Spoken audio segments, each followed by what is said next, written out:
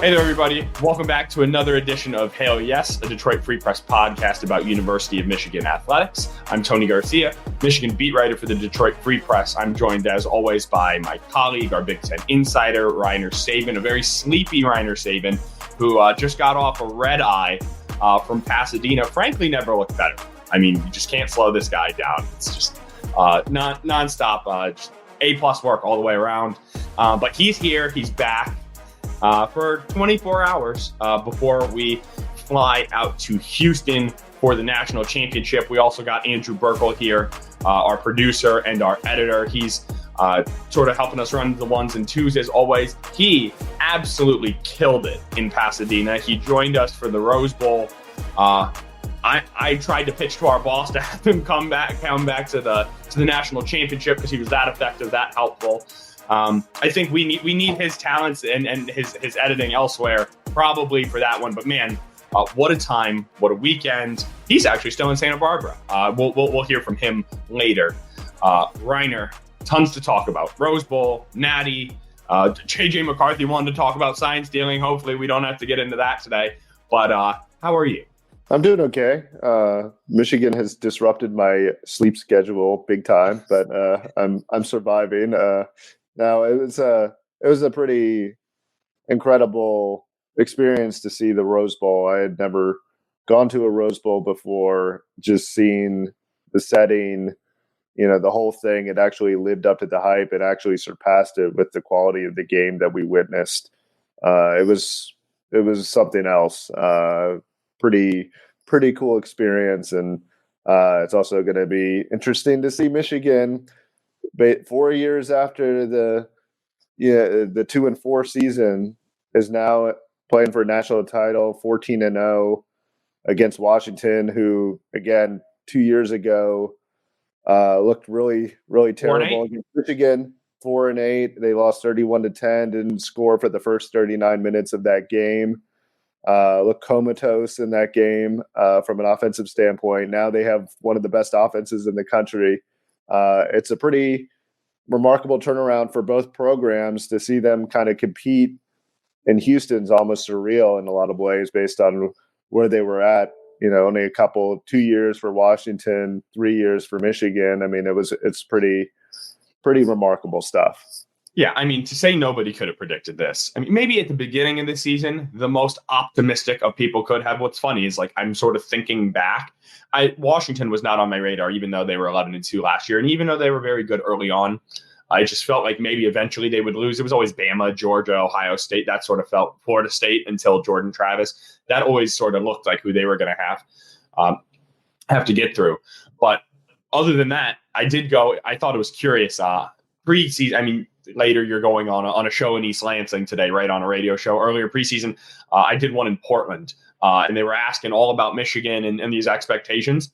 I said I thought Michigan was going to go to the national championship and could win it. And out there, it just seemed like crazy talk, right?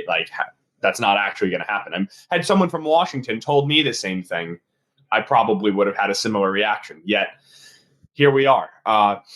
But before we get to Michigan, Washington, the national championship, that's what we're going to talk about for the next 5 days. I think it is very fair to live and soak in the moment of the Rose Bowl for the next 10 minutes or so. Just sights, sounds, things that stood out to us. Heck, how about the game? Pretty decent game as well. But when I think about it, X's, O's, what stood out, what had to happen. I don't know if I'm going to start with. I want to start with JJ McCarthy. But I'm really tempted to start with the defense. That's how good that was. But we have to go JJ.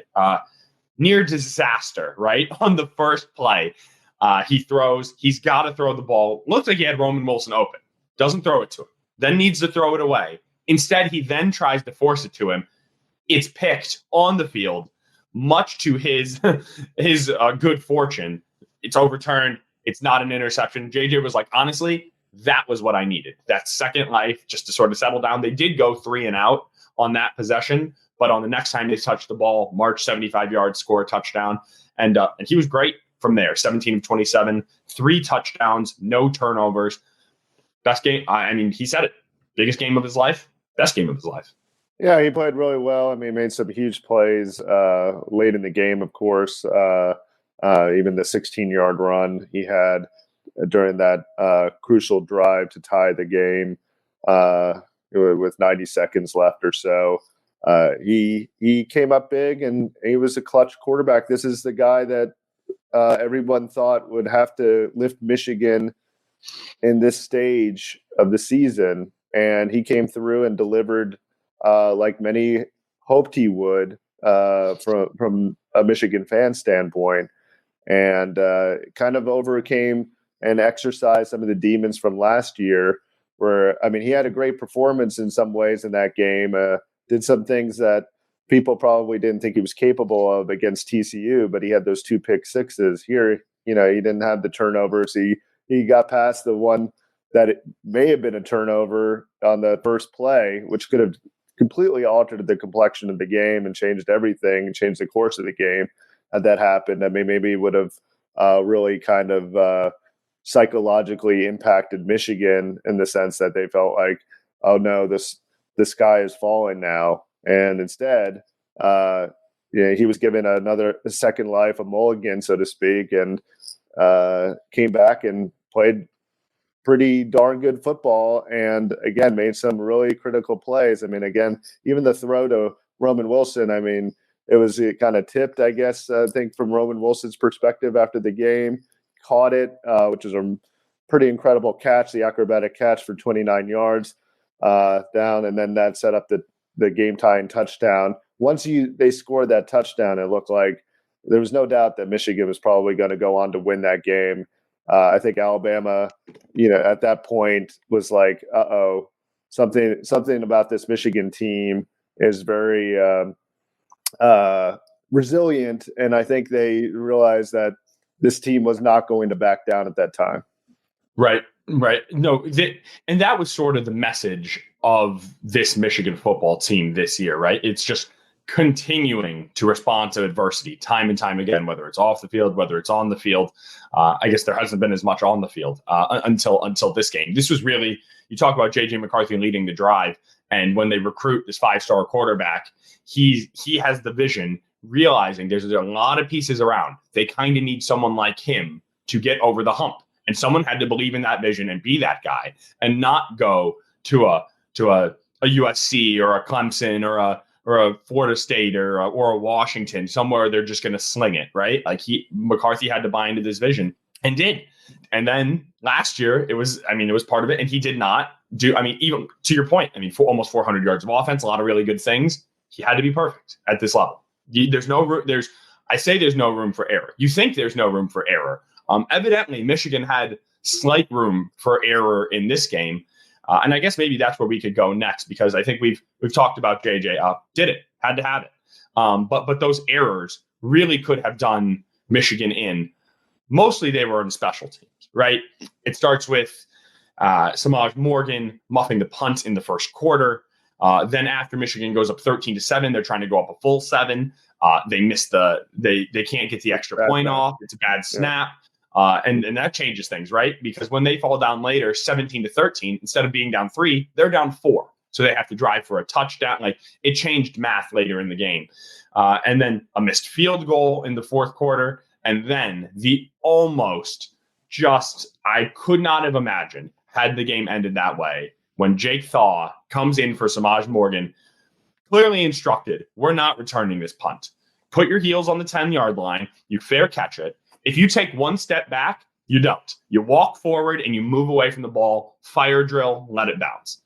To walk backwards, to try to feel the punt over his head, sort of, and then for it to fall on the turf, but have the presence of mind to gather it. This is what JJ said afterwards, right? Like, he didn't compound the error. He didn't kick it out of the back of the end zone like we've seen in Lions games, right? And safety, boom, ball game.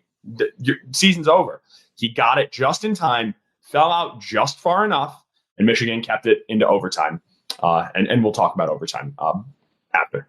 Yeah, the special teams errors were kind of inexplicable, given the fact that it was one of the strengths of the team. And in the last couple of years, and Jay Harbaugh has done a great job with the special teams unit. To see them kind of, poop the bed, so to speak, to use a mild term. I mean, was very surprising in a lot of ways. I would not have expected that to happen, especially in that kind of game. They're usually pretty reliable. But in this case, I mean, they were able to overcome it largely because of the defense. And, it's funny, going back to the J.J. McCarthy and his play, the things that really changed the program or have elevated it to a national championship level program is, one, they have a quarterback capable of doing it, but now they've also got a defense that's capable of doing it. The defense that was under Don Brown wasn't capable of beating these big teams. That man coverage scheme, they had smaller guys up front, and that just didn't work against some of these, the Ohio States, the Alabamas, the Georgias of the world. Michigan has slowly over the last 3 years built up a defense that is powerful up front, that can go toe-to-toe at the line of scrimmage, but also has the coverage principles on the back end where they are versatile enough to switch between man and zone. They play predominantly zone now. And it's just an overall better defensive scheme. It's an NFL scheme. And again, that came into play big time against Alabama. That's the difference between Michigan in 2023 versus Michigan in 2019 when they played Alabama. It's an NFL scheme with NFL talent. That's what puts it over. I mean, not today, but will be NFL talent. They had NFL talent under Don Brown. I mean, you're right. You're right. This is very scheme oriented. They have the right guys in the right play. They have guys like Mason Graham and Kenneth Grant now that can push the interior, the interior back and get pressure inside, which creates a whole bunch of issues if you're a quarterback. And if they were running man all game, I mean, Jalen Milroe, backs are going to be to him, right? You're going to be chasing your defender, and Milroe's going to be running wild for sure. And then more crossers and different things, of course. I mean, we saw. I think everything you said nailed it. I just want to also, in addition to the scheme, which I think we've said it on this pod, why does everybody not run this? It's really good. It's really effective. Because it's so multiple. You can go in nickel, you can have a 5 down front, and Michigan consistently went with the 5 down front. And it was it was exactly what they needed to do. So they had Braden McGregor and Jalen Harrell on the edges, right? Set the edge. No one goes outside. Then you got 1,000 pounds, literally, of Chris Jenkins, Kenneth Grant, and Mason Graham in the middle. 5 down linemen. And then you got Barrett and Colson, who are phenomenal. How about Junior Colson and Michael Barrett? I mean, we were talking about Michael Barrett in space. He showed us 9 tackles, right? Second most on the team, a sack, 1 for loss. Junior Colson had 10 tackles. And I think it's no surprise that the linebacking core had one of its best games with Rick Minter and Jesse Minter with a full month to work together. They were talking about just this whole staff, this whole program is incredibly cohesive. It's a little different when it's your dad, right? Jesse said it to me. He's like, look, you always kind of think or believe in your heart that everyone has your best interest at mind. You don't even you're not even thinking about your interest when you're talking to your dad. Because of course, it's right. It goes without saying, there's no next level. And so I thought the defense had an awesome game. 6 sacks, 10 tackles for loss. And the tone was set right away. Braden McGregor and Josiah Stewart with sacks on the first drive, and then 2 more sacks later on Alabama's third possession. Michigan had 4 sacks in the first 12 Alabama plays, and that was not just like Alabama needed to adjust. That was the tone of the game. That was the way the game was played, and it's because of everything you said. It's because of the scheme. It's because of the talent. Because of the bigger bodies.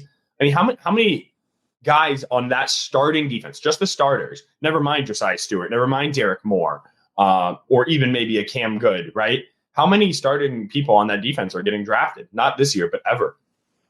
Maybe 10 or 11, maybe right. 10 or 11. Maybe every single one of them.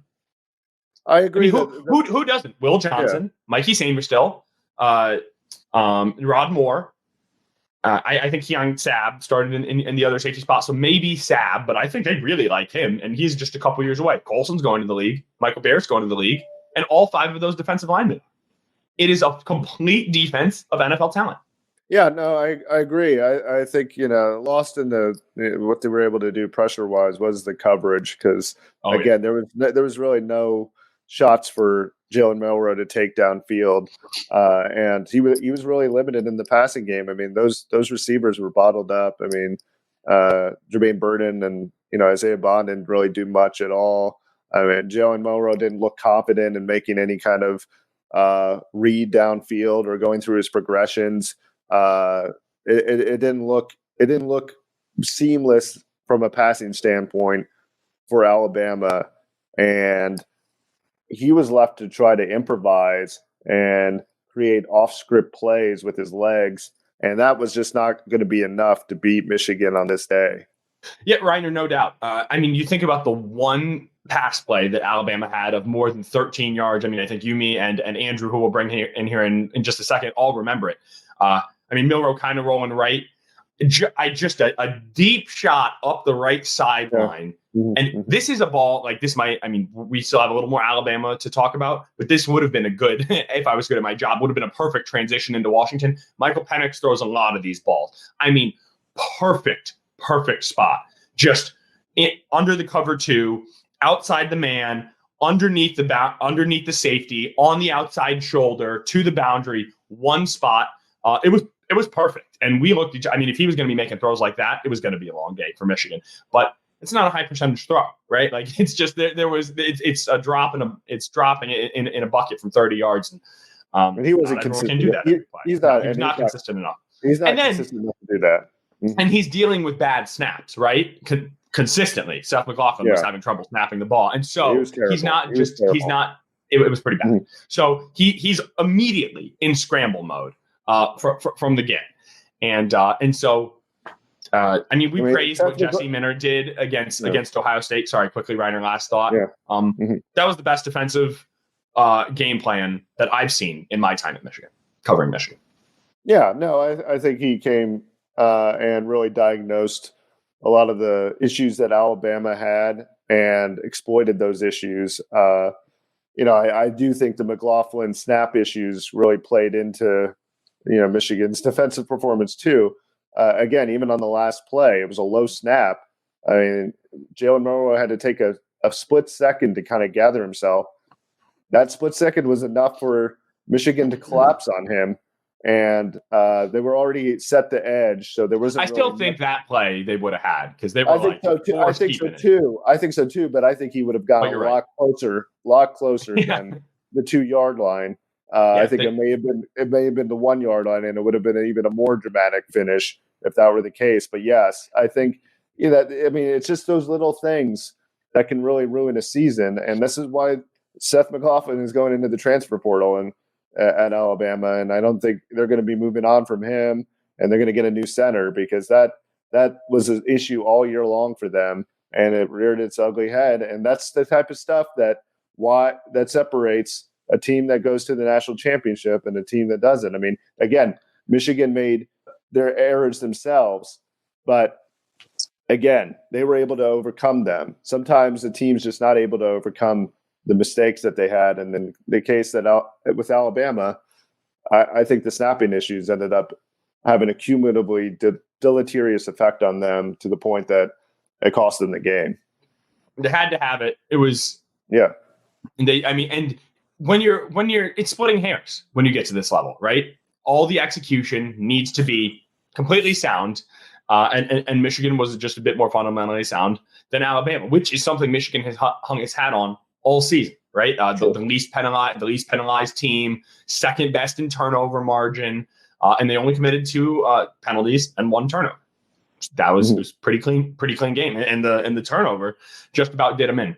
Before we wrap up with some of our favorite sights and sounds, we almost went this entire time without talking about Blake Corum.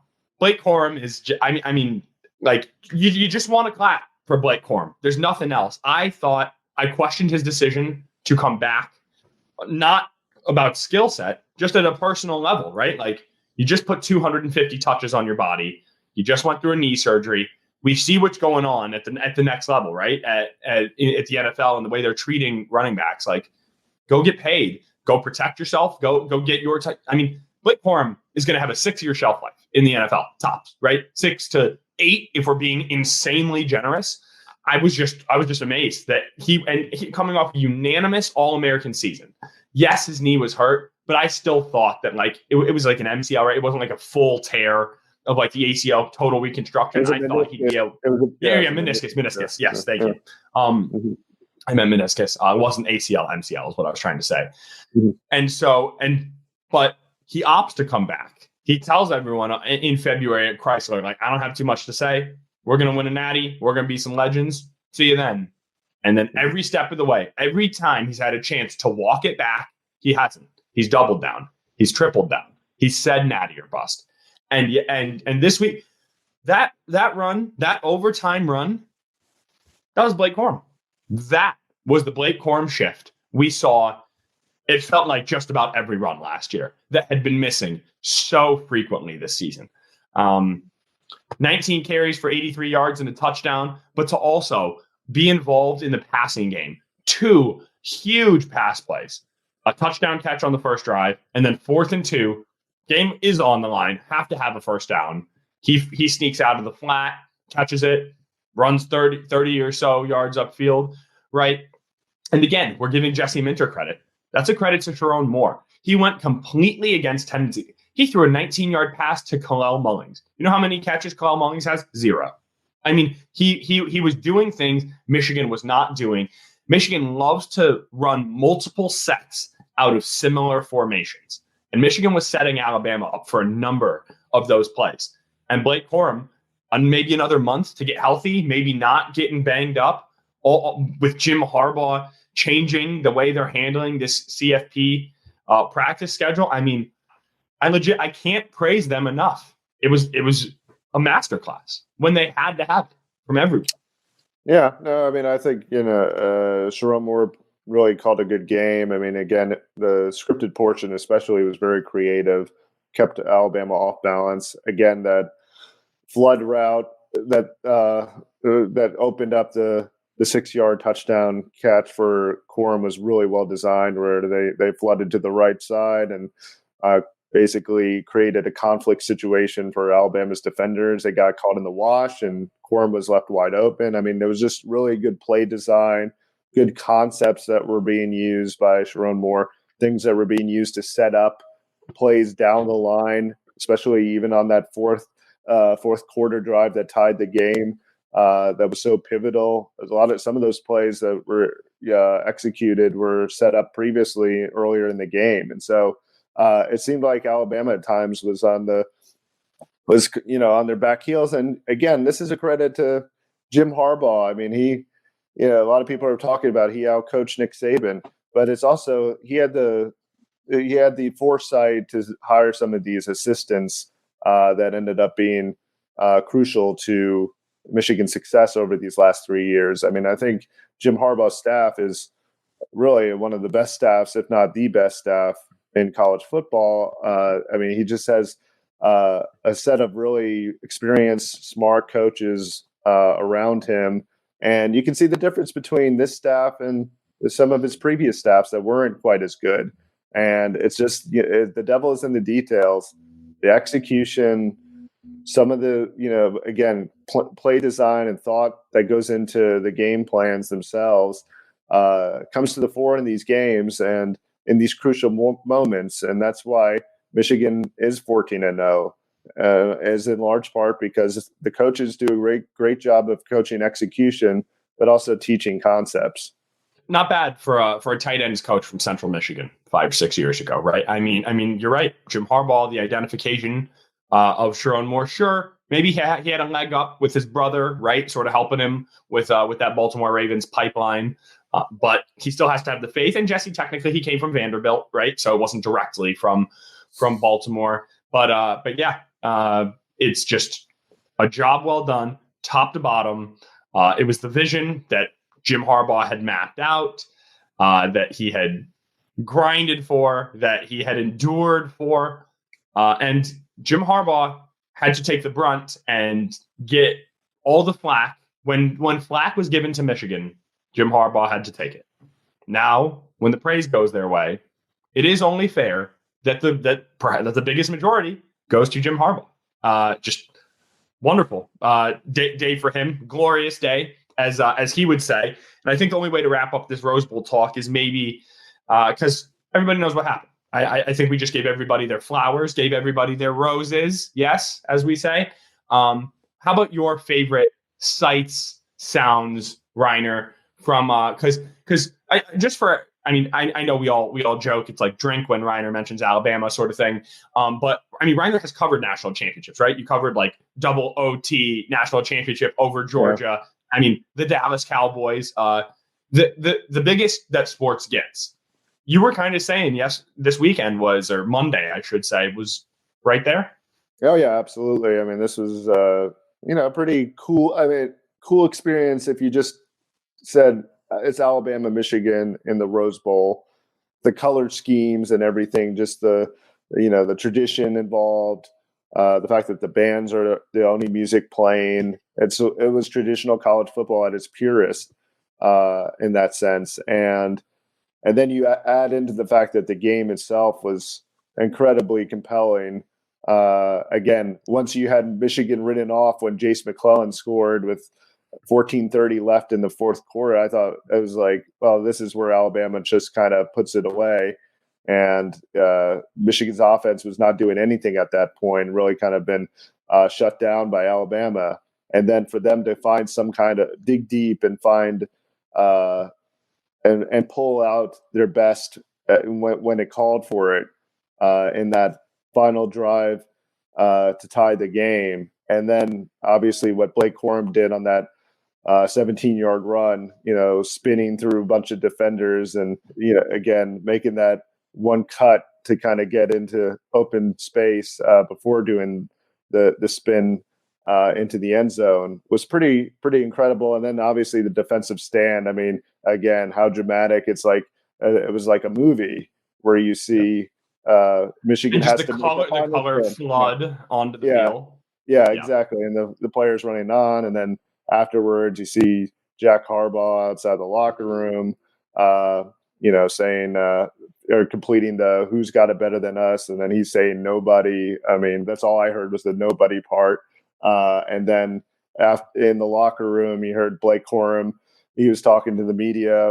We were there, and his dad calls and asked to talk to him. He's like, I'm talking to these reporters, and he also has his helmet issue. The equipment is miscommunication because they gave him Will Johnson's helmet.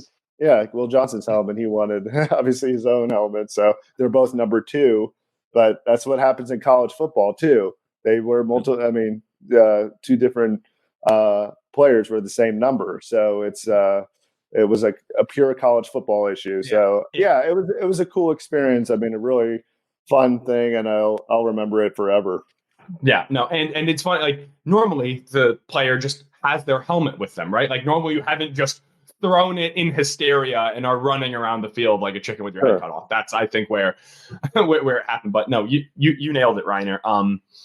My favorite day, just from a theater standpoint of my career, maybe just as cool as it gets. There's nothing better. I don't know what more you could have asked for on the field, off the field. It was just tremendous. And then just to get to be down there and see the players' reactions afterwards, just you could see what it meant. But there was even still in that moment the amount of jobs not finished. I was astounded by, right? Like Donovan Edwards is using his hand as a microphone, pretending to talk to Chris Jenkins, and Chris Jenkins starts like singing it back to him. He's like, "Jobs not finished, one more." Like it's really funny. Like they're really. I mean, obviously they're in a pretty good mood, and Chris Jenkins' mom just sobbing and hugging him on the field, talking about how nobody knows how much work he's put in, and like, do you know how proud I am of you? He's like, "Mom, yes, like I got it." It was hilarious. Very, very, very cool stuff. And now they're off to Washington, but I'd like to also ask Andrew, who was there, who was on the field at the end of the game. Standing 5 feet from Ward Manuel, He saw, I mean, Blake, JJ, you name it. Andrew, you were down there. Reiner and I were wrapping up our stories. You were field level when the final whistle, final buzzer, whatever the final sound was. I guess it was final snap. There's no horn, right? They just tackle them and it ends. When the final snap happened. Yeah, it was a crazy experience. And I don't even know if I've told you about this, Tony, yet. But so they told us, so we're in the press box and they were like, all right, hey, media can go down to the field for the final 5 minutes. So we were like, all right, I should probably go down there and see what I can get, like videos, reactions, all that stuff. So 5 minutes left, I start making my way down to the field, but the directions and where they told us to go were terrible. So I am literally sprinting like as fast as I can run with my phone in my hand, just running through the Rose Bowl. I go down the section. I'm like, where's 28A? Where's 28A? The guy's like, all right, down here, down here. I walk down to the bottom of the section. It's just all Alabama fans. I'm just surrounded by fans everywhere. So then I had to go back upstairs. Long story short, I get on the field eventually. And the first play I see is the muffed punt right at the 1 yard line. So it just was like truly one of those days where like I caught everything at the right exact time. And being on the field, like the grass, the sights, the sounds, the feel, even like the weather kind of felt like exactly where you should be playing football in January. And credit to the Michigan fans because, maybe it was just a different perspective being on the field, but my God, was it loud down on the field. I have never heard a neutral site game that loud before. And it's at most 60-40, right? So you still have 40% Alabama fans there. But some of those defensive plays when Alabama and Milroe were trying to punch it in towards the end of the game, I mean, you couldn't even hear yourself think down there. And I was obviously, like you mentioned, standing right next to athletic director Ward Manuel. Santa Ono, the president, was standing right there as well, and watching them like smack each other on the back as the game was winding down was a pretty cool experience just to see like how those the decision makers react and watch this and how much it means to the whole university and community. So definitely an interesting perspective, and check out the Free Press Instagram page. Tons of good like instant game after reactions and stuff like there. Like there's a cool shot I got of Sharon Moore and JJ McCarthy dapping each other up in the tunnel after the game. You could just see the emotions on their face, and so check out the Free Press Instagram page if you want to see some more videos and stuff like that. But it was really cool and an amazing experience to be there, no doubt about it. Yes, no, that's a great plug, especially because we're going to be more active and live on Instagram, on the Free Press Instagram page for the national championship. I'll be going live in the next couple days. We're going to be doing a Q&A, answering all the questions you have leading up to the national championship. And then the idea is at some point on the day of the national championship, we'll maybe team arrival. We'll do some Instagram lives from there as well. So, all right, great stuff, Andrew. I think that's a good place to sort of wrap up the Rose Bowl thoughts. On the other side of the break, we'll briefly preview the national championship. Don't go anywhere. This is Hail Yes.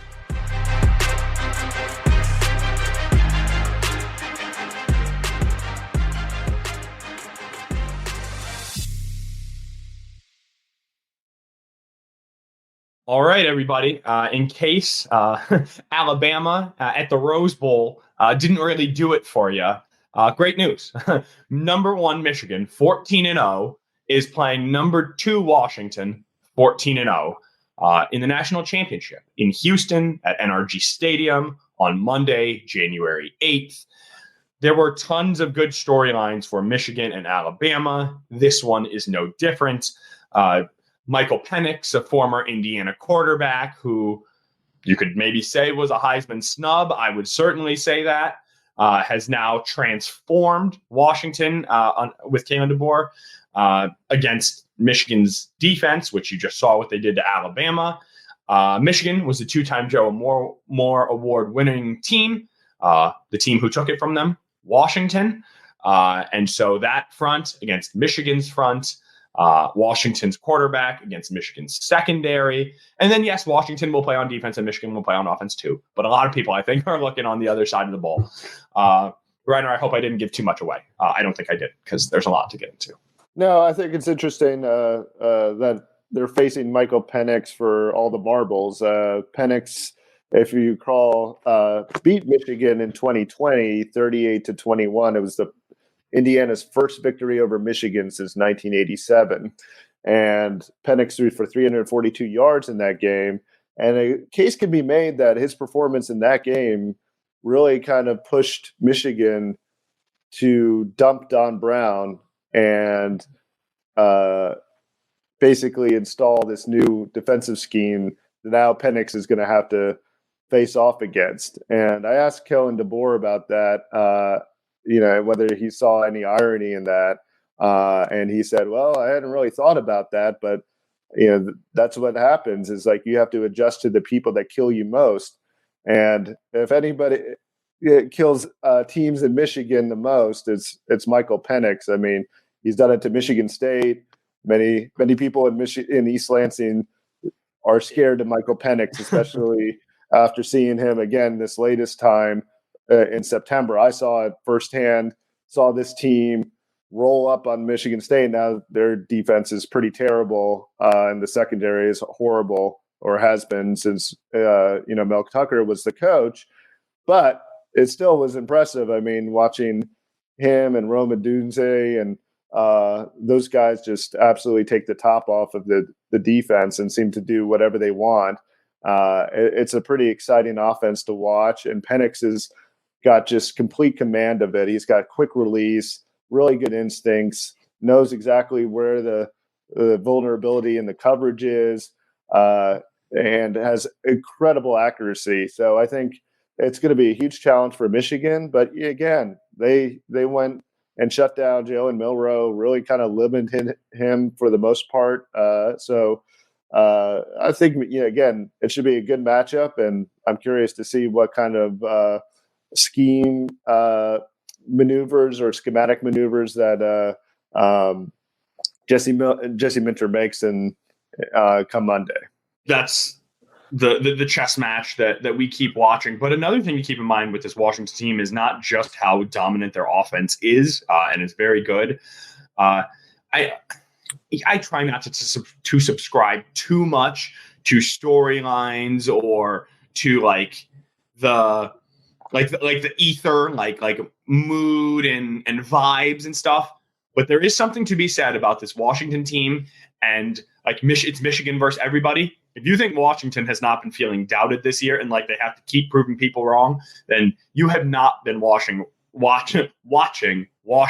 Easy for me to say, right? I mean, I said it briefly. Well, I don't know why Jaden Daniels is the Heisman Trophy winner and not Michael Penix. That's stupid. His team lost a lot of games. Penix didn't. I know that he had more passing touchdowns and more rushing touchdowns.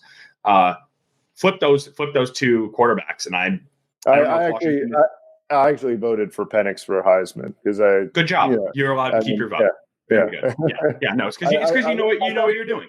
Because I thought his impact on Washington was it's clear. I mean, they were 4-18 in 2021. They're 14-0 now, and it's largely because of Penix. If they didn't have Penix, none of this is possible. And it's not, and that's not a slight to Jaden Daniels, right? He's a tremendous player, and his move from Arizona State to LSU, it was as impressive as what Penix did going from Indiana to Washington, but it was wrong regardless. So you got that. Then you got the fact Washington beats Oregon earlier in the season, right? And then you play in the Pac-12 championship. They're 10-point dogs, 10 points, and they're like, all right, we'll just go steamroll them again.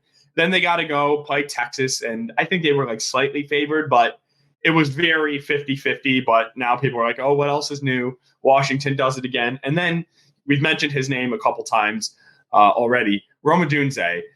So Ohio State's Marvin Harrison Jr. won the Blitnikoff for the best wide receiver in America. Rome Odunze, if he does not play on the West Coast, you think maybe he gets it too. I think it's Keon Coleman, Odunze, and Marvin Harrison Jr. are the three best receivers, and Malik Neighbors, actually, of LSU. But Odunze had 1,553 yards, averaged 18 yards a catch, and 13 touchdowns.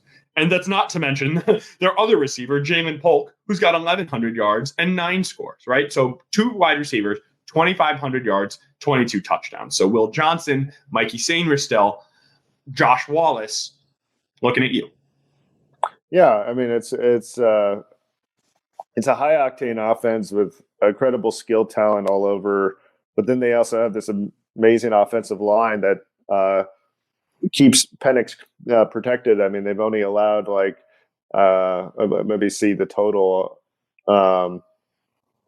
sacks allowed. I'm trying to look at it up right now. They've only allowed 11 sacks. 11, yeah. And part of that is because Penix has such a quick release. I mean, Kalen DeBoer referred to that. He just gets the ball out real quickly. He knows where he wants to go with it. There's not a lot of time he wastes in the pocket. But at the same token, I mean, this offensive line does a good job of protecting him and obviously creating holes for Dylan Johnson, who, again, we've referred to the status is questionable right now. So we don't know what their rushing attack is going to look like. But the running game is also pretty potent for them too. So that's a credit to the offensive line, what they're able to do in the passing attack and also what they're able to do on the ground. The run game does have a bit of a question mark, though, right? Dylan Johnson, their standout running back, was hurt late in the game against Texas. Really, I mean, it was quite a catastrophe, right? Like Washington's trying to run the ball out late. Texas is out of timeouts. Dylan Johnson gets hurt, and Washington has to use one of its own timeouts, like against its will, to stop the game, get him off the field. That gave Texas an additional 40 seconds, allowed them to drive the field and have a shot to win the game. So that was just scary in the moment for them. But then you think about the fact that they might be without Dylan Johnson, who has run for nearly 1,200 yards at more than 5 yards a carry and has 16 touchdowns, right? That's a huge loss. It's a monster loss. And if you're Michigan, I think it's kind of a sorry, not sorry, right? Like, right. It's football, and Washington's going to have to find a way without them. Reiner, you saw Washington's defense as well. I'm not going to lie. I've been wrapping up Rose Bowl, and Michigan basketball has a game tonight against Minnesota. So we've been talking to Jawan as well, and then we've been on some conference calls. I've done a lot of my Washington stuff, but I can't go through them like I could Alabama's defense and hit you boom, boom, boom, boom, boom, right? What does Washington's defense do specifically, enlighten us, that might give Michigan trouble? I think they're just solid, up front for sure. I mean, they didn't give Michigan State much of anything. Again, Michigan State's offense was terrible. I mean, it was the last in the Big Ten in scoring, so there wasn't much takeaway I got from that. From their defense, but I mean their defense is just solid across the board. I think it's overlooked partially because of how good their offense is, and it's just a solid scheme, and they don't make it too many mistakes either. So I think again this is a battle tested team. They beat I don't know how many ranked opponents to get here. I mean it was and that again as you referenced, I mean the close games that they've had to overcome and win has been kind of a theme of their whole season. And so I think this is a team that you can't count out at any point just because they're a complete team, but they're also a battle-tested team. Every single game since September 30th, they have won by single-digit points. That is remarkable. I mean, like, it's amazing that that in 14 wins, their last 10 wins, you didn't blow anybody out. But also to have that, I mean, it's resolve is what it is. To find ways to beat Oregon by 3, to beat Utah by 7, Oregon State by 2, Washington State by 3, Oregon by 3, Texas by 6. I mean, these are like nail-biting games, and you're not always on. It doesn't matter who you are. You can be Georgia, right? And you're not always on the right side of those games. And so that might be a little bit why people are hesitant on Washington, because it's like they have just been so close at fighting the fight. However, Michigan's last 4 games have also all been decided by single digits when they played 4 tough teams, right? They beat Penn State by 9, they beat Maryland by 7, Ohio State by 6, and then Bama by 7. So that shocking. You play tougher teams, games are closer. I don't think we're going to do predictions here. I think things are in a good spot as they are, because we're going to have tons more coverage, obviously, coming on Freak.com and Hail Yes leading up to this national championship. Reiner, I think we covered a lot of ground here Did we touched on the fact we said that Washington is the Joe Moore Award winning offensive line, right? I know we said they have a very good offensive line, but they won the Joe Moore Award, right? Michigan had won it 2 years in a row, then fell short in the playoff. Now they were not named the best offensive line, and they had their best performance of the 3 years. Go figure. Is there anything else you think we need to touch on but before we get out of here? Other than, I guess, maybe this might be a good chance for me to pat myself on the back. If you remember my preseason bold predictions, it was that Michigan would win the national championship. And I was laughed at by a few. And they're one game away. I don't think that was a crazy prediction. I mean, even I wrote that, you should believe in the hype of Michigan as far as a national championship contender back in August. And I think a lot of people thought that. I mean, a lot of people thought. People thought they could do it. Reese Davis had the number one at ESPN. I mean, there's like a lot of people were in on Michigan because, again, Jim Harbaugh said that he's expected 20 players off this roster to be drafted. I mean, I was talking to somebody. But all week, people were not on Michigan. People were not all over Michigan this week. I mean, they were because of Alabama and the CFP semifinal. But like going into the season, a lot of people thought they had a really good chance to go undefeated, get to this point. Now, whether they, depending on the matchup, getting to the national championship wasn't a far-fetched thing. Now, once Alabama was presented to them and that whole SEC thing, the boogeyman that the SEC was kind of for Michigan, yeah, sure. I mean, people were starting to be a little bit dubious about that. But, I mean, even you had Alabama, I guess, winning that game according to the predictions. I picked Michigan. I did. So I stuck with Michigan because I think that this team's obviously battle tested and even we're not getting into it too much. I'm not getting into how much you actually believed Michigan was going to win that game. We're not doing that on this pod. I don't know if you actually believed they were going to win it. I see that smile. Exactly. It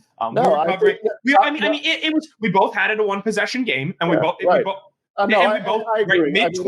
mid-20s. Either way, right? Could have gone either way. And the thing is, with Michigan, the only reason why I gave them the victory is because they seem to always pull it out, or this team has some kind of special sauce, that they've created for themselves where they can overcome difficult circumstances. Yes. And, again, when the chips are down, that's what you need to get over the top.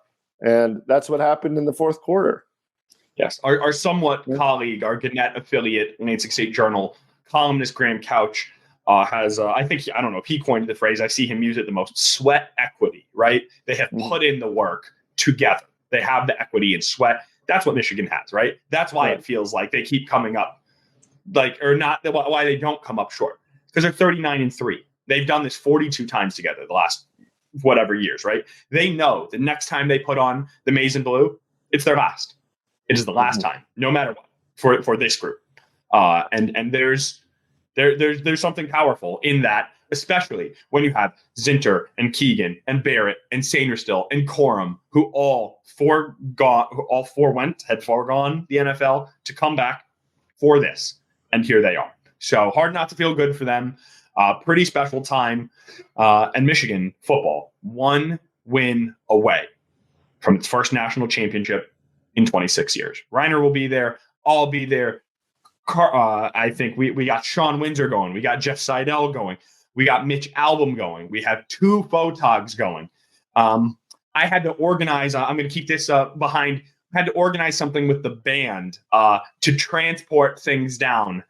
Should there be a victory, everyone will see what that looks like afterwards if they do win.